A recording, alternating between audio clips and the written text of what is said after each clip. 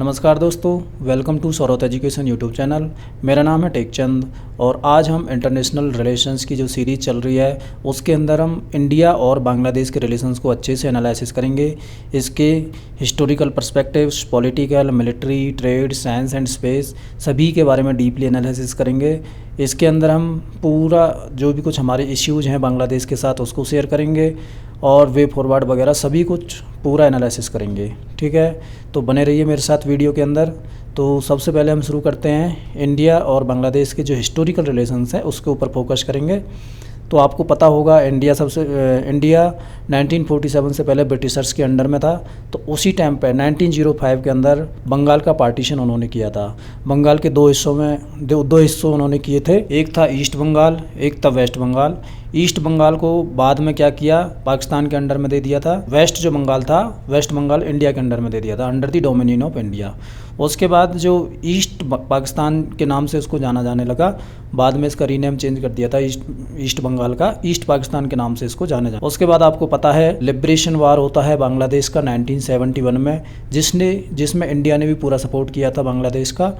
और उसके बाद जो बांग्लादेश है वो फुल्ली फ्लैज्ड एक इंडिपेंडेंट कंट्री बन के निकल के आता है 1971 के बाद। ठीक है जी। तो इंडिया और बांग्लादेश का जो सबसे पहला जो ट्रीटी साइन होती है वो होती है Indo Bangla treaty of friendship, cooperation and peace. ये 1972 में साइन हुई थी। उसके बाद से क्या हुआ, 1970s में इंडिया और बांग्लादेश के जो रिलेशंस थे वो इतने अच्छे नहीं थे। रीज़न था क्योंकि बांग्लादेश क्या था, एक मुस्लिम नेशन है, तो उसका जो ज़्यादातर जो रुख था उस ज़्यादातर तो मुस्लिम कंट्रीज़ की तरफ था। और जो ऑर्गेनाइजेशंस ऑफ इस्लामिक कॉन्फ्रेंसेज में वो पार्टिसिपेट कर रहे थे। तो इसी वजह से हो क्या रहा था, इंडिया और बांग्लादेश के जो रिलेशंस थे वो ठीक से नहीं चल रहे थे। एक और इशू 1996 के बाद Ganga water sharing treaty was concluded. 1996 में जो गंगा वाटर शेयरिंग ट्रीटी थी उसको साइन किया गया था। देन शेख हसीना आती हैं बांग्लादेश में 2009 में। 2009 से लेकर 2004 को हम बेस्ट टाइम बोलते हैं इंडिया और बांग्लादेश के रिलेशंस को, क्योंकि इसी टाइम पे सबसे ज़्यादा इम्प्रूव होते हैं इंडिया बांग्लादेश रिलेशंस। एक 3 बागा कॉरिडोर करके एक इशू निकल के आया था 2000। ये बहुत पुराना इशू था, लेकिन 2001 में इसको भी हमने रिजोल्व कर लिया था। और इसके अंदर क्या किया था हम लोगों ने, कुछ एनक्लेव्स थे, 111 इंडियन एनक्लेव्स जो थे वो बांग्लादेश को दे दिए थे और 51 बांग्लादेशी जो एनक्लेव्स थे वो इंडिया ने ले लिए थे। तो इनका एक्सचेंज हुआ था आपस में। उसके बाद जो ये डिस्प्यूटेड एरिया था उसके अंदर जो बांग्लादेशी सिटीजन्स को जो आना जाने का जो रास्ता था उसमें 24 आवर्स का एक्सेस दिया था। ठीक है, ये एक इम्पोर्टेंट था, 3 बागा कॉरिडोर डिस्प्यूट था। तो 2001 में इसको क्लियर किया गया था।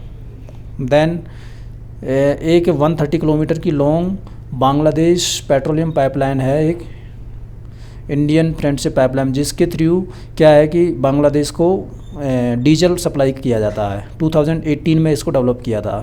ठीक है, इसके बाद नेक्स्ट चलते हैं। एक 2018 में एक एग्रीमेंट साइन होता है Chittagong and Mongla sea ports करके। आपको पता होगा हमारे जो नॉर्थ ईस्टर्न के जो स्टेट्स हैं उनमें सप्लाई पहुंचाने के लिए, कोई भी राशन पहुंचाने के लिए हमारे पास इतना ज़्यादा जो रोड जो ट्रांसपोर्ट है वो इतना गुड नहीं है। तो इसीलिए हमको क्या है, बांग्लादेश की हेल्प लगती है। तो इसी एग्रीमेंट की हेल्प से क्या हम चिटगोंग एंड मंगला जो सी पोर्ट है इसका यूटिलाइज करके पूरा जो सप्लाई वगैरह हम नॉर्थ ईस्टर्न स्टेट्स को पहुँचाते हैं। ठीक है, ये 2018 में साइन हुआ था। उसके बाद अप्रैल 2025 के अंदर मोहम्मद यूनिस जो प्राइम मिनिस्टर हैं अभी फ़िलहाल बांग्लादेश के, हुआ क्या है कि जो शेख हसीना थी वो उनकी जगह पे क्या है, मोहम्मद यूनिस की जो एक तख्ता पलट हुआ था। मोहम्मद यूनिस अभी प्राइम मिनिस्टर फ़िलहाल बांग्लादेश के हैं।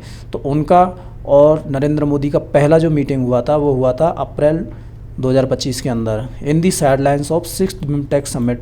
बैंकॉक के अंदर जो बिम्स्टेक की जो मीटिंग चल रही थी उसी के साइडलाइंस में ये इनका जो मुलाकात हुई थी, जिसके अंदर इन्होंने डिस्कस किया था एक्सट्रेडिशन ऑफ हसीना को वापस लाने के लिए, border killings, Ganges and Teesta river water sharing and persecution of Hindu minorities in Bangladesh. आपको पता होगा जब ये इन्होंने जो तख्ता पलट किया था उस टाइम पर जो हिंदू माइनॉरिटीज़ थी जो बांग्लादेश के अंदर, उनके ऊपर बहुत सारे अत्याचार हो रहे थे। तो उसी के ऊपर ये सारी चीज़ें डिस्कशंस हुए थे।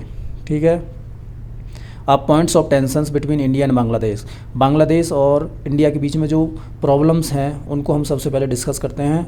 तो 2019 में जैसे ही सिटीजनशिप अमेंडमेंट एक्ट पास होता है इंडिया के अंदर, उसके बाद से क्या है, बांग्लादेशीज को ये अच्छा नहीं लगता है।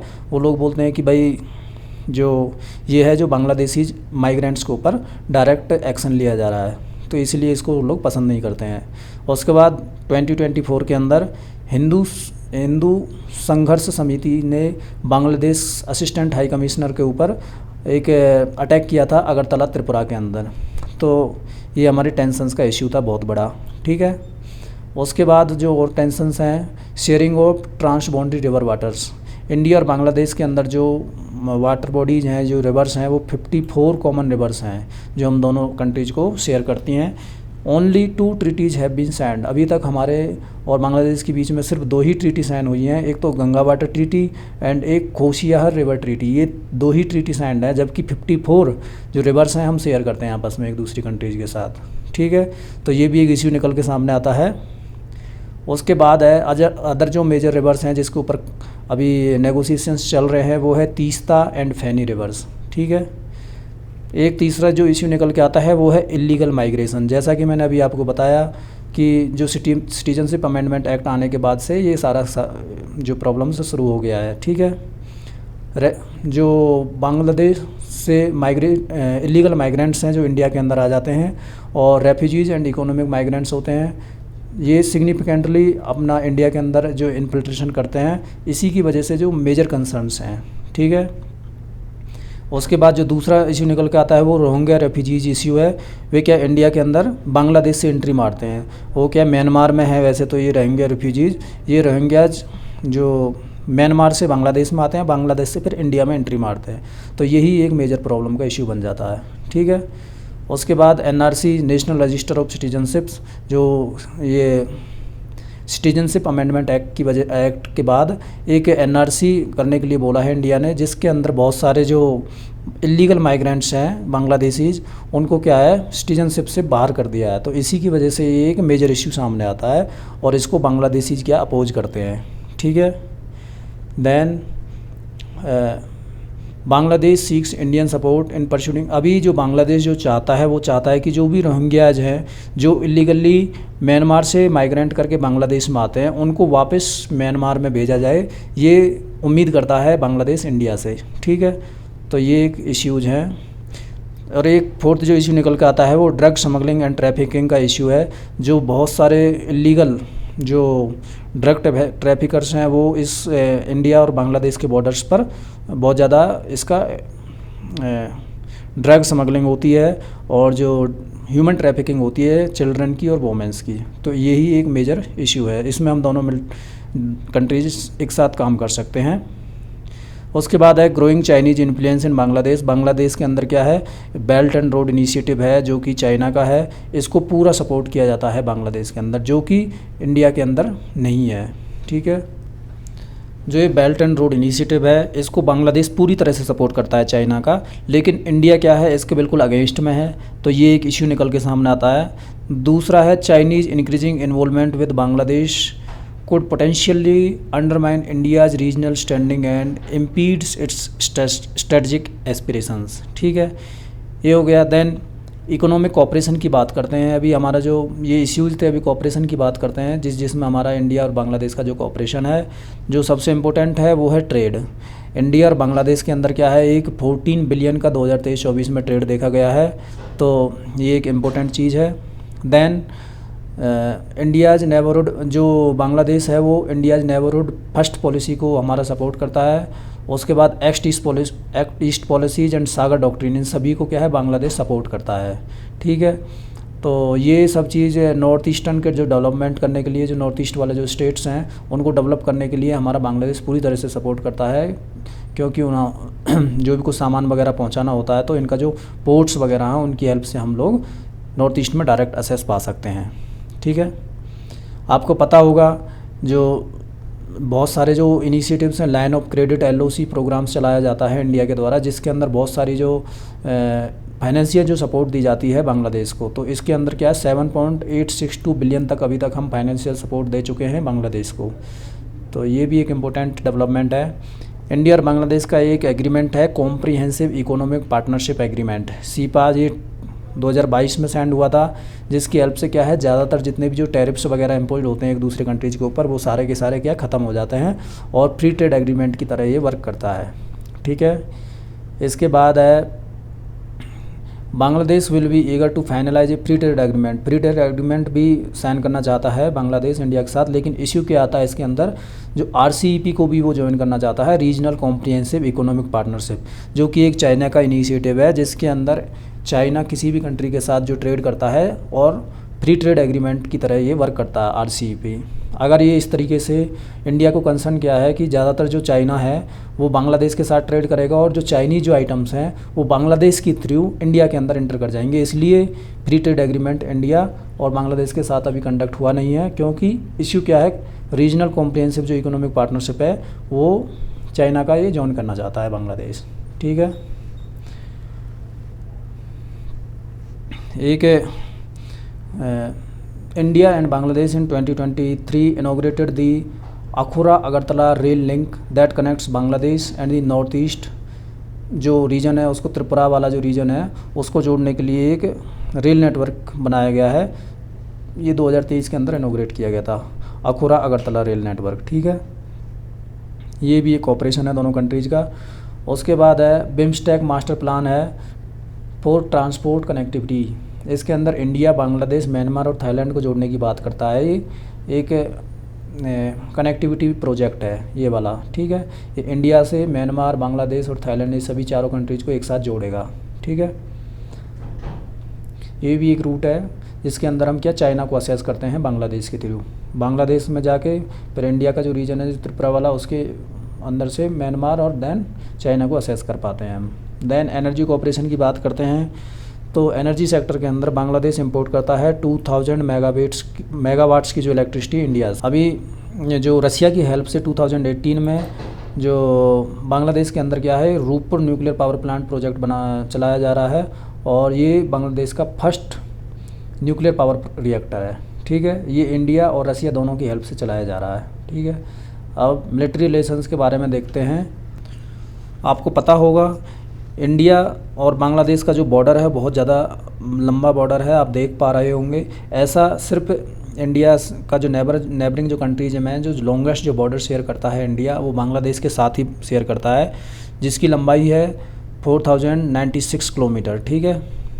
तो इतना जो अपना बॉर्डर है, ज़्यादातर जो हमारी जो ईस्टर्न जो स्टेट्स हैं वो सारे के सारे इनसे बॉर्डर शेयर करते हैं।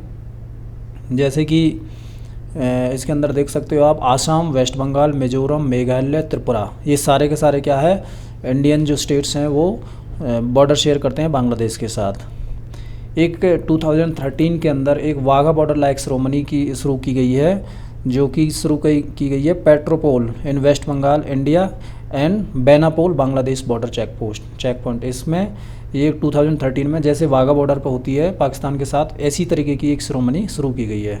ठीक है। देन बहुत सारी जो नेवल और आर्मी एक्सरसाइज होती है बांग्लादेश के साथ, वो है संप्रति एंड मिलान, ये नेवल एक्सरसाइज है, और बोंगो सागर, नहीं संप्रति एंड मिलान ये आर्मी एक्सरसाइज हैं और नेवल एक्सरसाइज है बोंगो सागर। ठीक है। बहुत सारी जगह पे जैसे drug trafficking and human trafficking को रोकने के लिए दोनों कंट्रीज क्या मिल के साथ में आते हैं, जॉइंट इंस्पेक्शंस करते हैं, तो ये भी एक फोकसिंग एरिया आ जाए। ठीक है।